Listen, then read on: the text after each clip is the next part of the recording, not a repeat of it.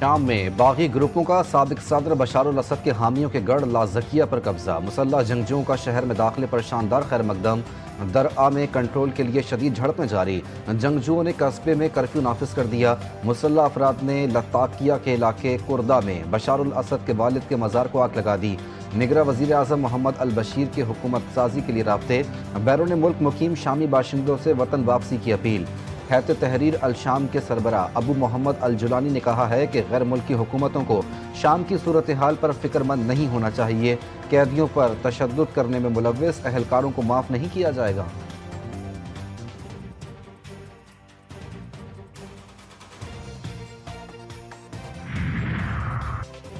शाम में हुकूमत की तब्दीली के पीछे अमरीका और इसराइल। शाम के हमसाया मुल्क ने भी इस सिलसिले में बुनियादी किरदार अदा किया। ईरान के supreme leader Ayatollah Syed Ali खामनाई कहते हैं, इसराइल और अमरीका की साजिश के तमाम मुसद्दिका शवाहिद मौजूद हैं। हम इस सूरत हाल से भी सुरखरू होकर निकलेंगे।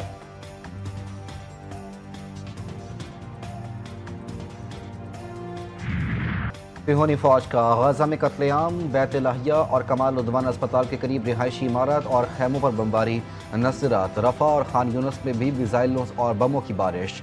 सुबह से जारी हमलों में खातून सहाफ़ी समेत 57 फ़लस्तीनी शहीद और 100 से ज़ायद ज़ख्मी। इंडोनेशिया अस्पताल में दर्जनों ज़ख्मी मरीज़ खुराक और पानी की कमी के बायस मरने के खतरे से दो चार।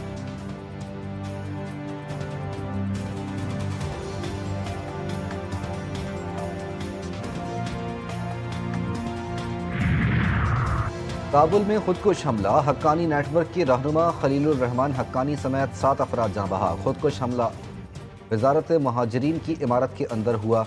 खलीलुर रहमान हक्कानी नेटवर्क के बानी जलालुद्दीन हक्कानी के भाई थे।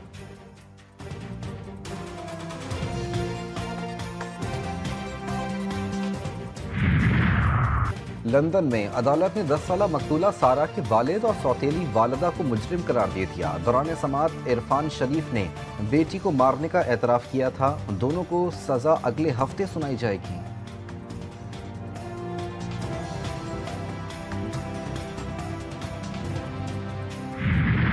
कमेटी के पास मैंडेट है मुज़ाकरात का। जो भी मुज़ाकरात करना चाहे, हम मामले को मुज़ाकरात के जरिए सेटल करना चाहते हैं। It is nothing new. लोग समझते हैं कोई नई डेवलपमेंट हो गई है। खान असल में हुकूमत के पास, हम अभी भी यही बात करते हैं कि हुकूमत के पास मुज़ाकरात के लिए पहले भी वो कैपेसिटी नहीं थी। अदब से दरख्वास्त करना चाहता हूँ कि हमें बैठ कर ठंडे दिल के साथ इन मामलों को सोचना है। पॉलिटिकल स्टेबिलिटी को हमें कायम करना पड़ेगा, या बातचीत से या लाठी से। खाली एक फ्लोर ऑफ द हाउस बात करके चले जाते थे, प्रैक्टिकली उनकी तरफ से कोई चीज़ सामने नहीं आती। हुकूमत और अपोजिशन में राब्ते बहाल। अगर मगर की सूरत हाल बरकरार। मुज़ाकरात होंगे या नहीं, मामलात सुलझेंगे या मजीद उलझेंगे। हुकूमती हलकों में मुज़ाकरात से मुताल्लिक शहमगोइयाँ। हामिद रजा का हुकूमत और PTI में मुज़ाकरात का दावा। कहते हैं, हुकूमत पहले भी कोई काबिल अमल चीज़ लेकर आती तो हम इस पे बात करने को तैयार थे, अब भी तैयार हैं। बानी PTI ने हुकूमती कमेटी से मुज़ाकरात के लिए 5 रुकनी कमेटी भी तश्कील दे दी। बैरिस्टर गौहर, उमर अयूब, साजज़ादा हामिद रजा, असद कैसर और अली मोहम्मद खान शामिल।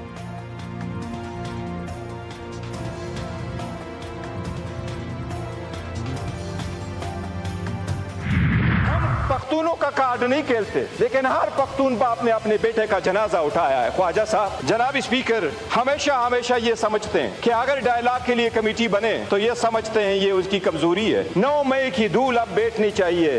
अब वक्त है जनाब स्पीकर, हम भी मुतालबा करते हैं कि हमारे लोगों को इंसाफ मिलना चाहिए। ये इंसाफ हम इस ईवान के थ्रू लेना चाहते हैं। हमें मजबूर न करे कि हम दोबारा सड़कों पे आए। ये ईवान हमें वो इंसाफ दे दे। तहरीक इंसाफ पख्तून कार्ड नहीं खेल रही। हम मुज़ाकरात की बात करते हैं तो ये हमारी कमजोरी नहीं है। चेयरमैन PTI बैरिस्टर गौहर का कौमी असम्बली में खिताब। कहा, मुज़ाकरात का मुतालबा हमने किया, बानी PTI ने इसके लिए कमेटी बनाई। हमारे कारकुन मारे गए, ये ऐवान सिर्फ सोग न मनाए।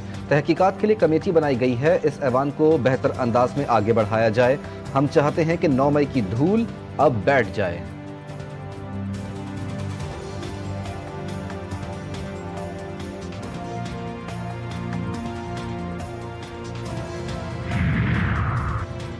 नौ मई को धूल उड़ाने वाले आज धूल बिठाने की बातें कर रहे हैं। वफाकी वज़ीर इत्तलात अताउल्लाह तारड़ का बैरिस्टर गौहर के बयान पर रद्द अमल। कहा, तहरीक इंतशार गोली चलने का झूठा बयानिया बना रही है।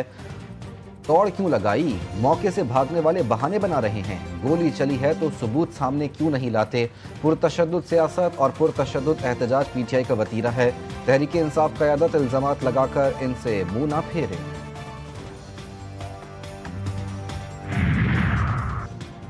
मुज़ाकरात के लिए पार्लियामेंट का प्लेटफॉर्म इस्तेमाल करने का फैसला। तहरीक इंसाफ के वफ्द की स्पीकर कौमी असम्बली से मुलाकात। अयाज सादिक ने पीटीआई रहनुमाओं को पार्लियामेंट का फोरम इस्तेमाल करने की तजवीज़ दे दी। तहरीक इंसाफ और हुकूमत दोनों ने तस्लीम कर लिया मुज़ाकरात बगैर किसी पेशगी शराइत के होंगे। मुज़ाकरात का मकसद मुल्क में सियासी अदम इस्तेहकाम और जारी तनाव में कमी होगा, ज़राए का दावा।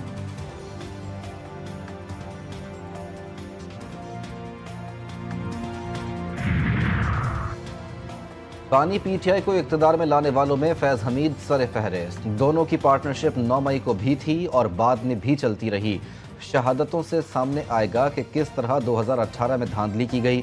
वज़ीर दिफा ख्वाजा आसिफ का बड़ा बयान। मीडिया से गुफ्तगू में बोले, हमारे पास सारे सबूत हैं। बानी पीटीआई और इनकी अहलिया ने बिजनेस टाइकॉन से मिलकर करप्शन की। बानी पीटीआई के मिलिट्री ट्रायल से मुतालिक कानून फैसला करेगा। पीटीआई अपने 12 बंदों की हलाकत का कोई सबूत पेश नहीं कर सकी।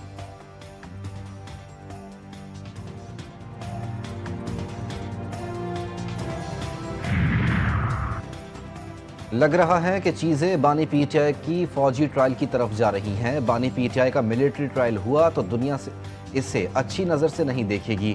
सीनियर सियासतदान मुस्तफ़ा नवाज खोकर कहते हैं, पाकिस्तान में एहतसाब हमेशा अवाम के लिए लॉलीपॉप होता है। मुज़ाकराती कमेटी पीटीआई ने बनाई है, सबको एक कदम पीछे हटना चाहिए। तहरीक इंसाफ को इतनी जल्दी सिविल नाफरमानी की कॉल नहीं देनी चाहिए थी।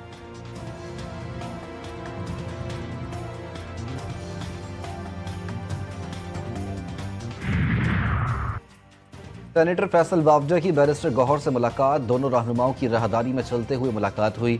सेनेटर फैसल वावजा और बैरिस्टर गौहर के चेहरे पर खुशी के आसार। बैरिस्टर गौहर खामोश रहे। फैसल वावजा ने सहाफ़ियों को कहा, मेरे भाई को मुश्किल में ना डाला करें, अच्छा इंसान है।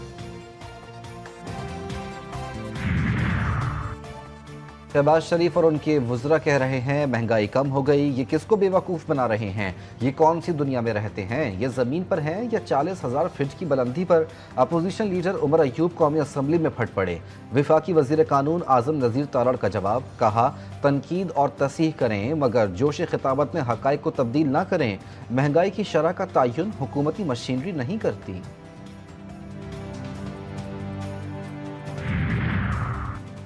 कौमी असम्बली में गर्मा गर्मी। वज़रा की अदम मौजूदगी पर हुकूमती अरकान सीख पा। डेप्यूटी स्पीकर भी सख्त बरहम। कहा, वज़रा की अदम मौजूदगी मुल्क व कौम का पैसा ज़ाया करने के मुतरादिफ है। ऐवान में सिंध के मसाइल का शिकवा। शाजिया मरी ने कहा, नेशनल हाईवेज अथॉरिटी सिंध की शाहराहों के साथ अच्छा सलूक नहीं कर रही। मुस्तफ़ा कमाल का कहना था, सक्खर हैदराबाद मोटरवे दरअसल कराची सक्खर मोटरवे है। इस अहम तरीन प्रोजेक्ट की जानिब कोई तवज्जो नहीं दी जा रही।